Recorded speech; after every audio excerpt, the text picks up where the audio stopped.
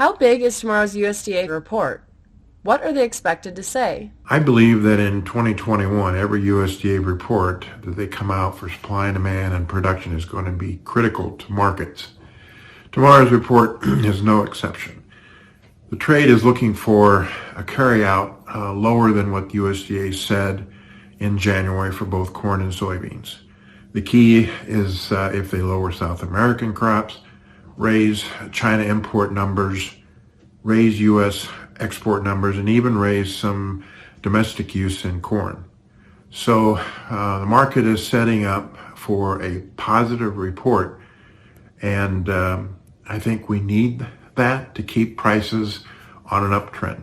What is the latest on China buying? Will reflation increase demand for feed, food, and fuel? Last week, we saw China come in and buy a little over 7 million tons of U.S. corn. It was the largest weekly purchase ever.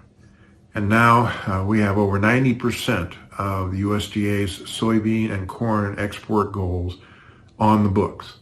And this morning, there was talk from the UN, FAO, that China's corn stocks may be closer to 130 million metric tons than the government's 190. And there are some commercials that would say the stocks are actually 50 to 80 million metric tons. And that is triggering the increase in China feed grain imports. I think the main thing here is that when will the USDA, or if the USDA will accept these new stock numbers. They certainly have the ammunition to do it tomorrow, but some people say they usually don't make changes until the May report. We also feel that down the road, reflation will increase the demand for U.S. fuel, food, and feed. We're not talking about hyperinflation. We're not talking about anything that is going to be a steep uptrend.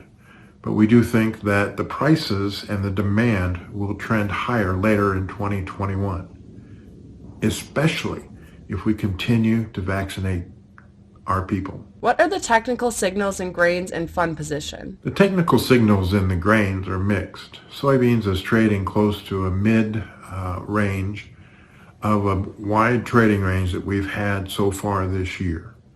A USDA report could push us one way or the other, depending upon what the numbers say.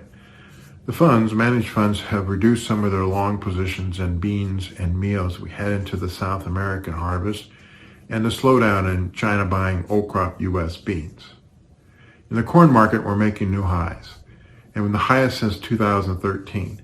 And we continue to see the trend turning higher, even though we may be overbought, and the funds are big longs in the corn market. They are long almost 350,000 contracts, and this is down a little bit from the 400,000 they had a couple of weeks ago. And finally, in the wheat market, we're just in a trading range waiting to see what happens with this year's Northern Hemisphere crops, and also the Russian export policy, exports out of Europe, and exports out of Argentina. What does technical analysis say about the price direction for stock index futures? So today we do have the S&P, the Dow, the NASDAQ, and the Russell 2000 all trading at record highs. So the rule of thumb technically is that anytime a market can advance to new record highs, it suggests that the fundamentals that were originally there to sustain the advance will probably remain a bit longer to continue the strength. So I think there is likely to be follow-through gains across the board in stock index futures. What is the Federal Reserve Chairman Jerome Powell likely to say in his speech on Wednesday? So the Fed Chairman on Wednesday will talk about the labor situation, but I think he will also touch on the need for more fiscal stimulus. I also believe overall that his comments will be dovish on balance, so that is likely to be supportive to a lot of the markets. So expect a dovish commentary from the Fed Chairman on Wednesday. What is the price outlook for precious metals and the industrial commodities? So I believe the price outlook for all of the industrial commodities, also precious metals, is rather bullish now with all of the accommodation from central banks around the world, including the Fed, which is likely to remain with their easy money policies for quite some time. So I think that is the tailwind that will support commodity markets in general. That would include the crude oil, the copper, palladium, precious metals, gold and silver. All of these markets, I think, will have a push to the upside with inflationary expectations now continuing in these markets.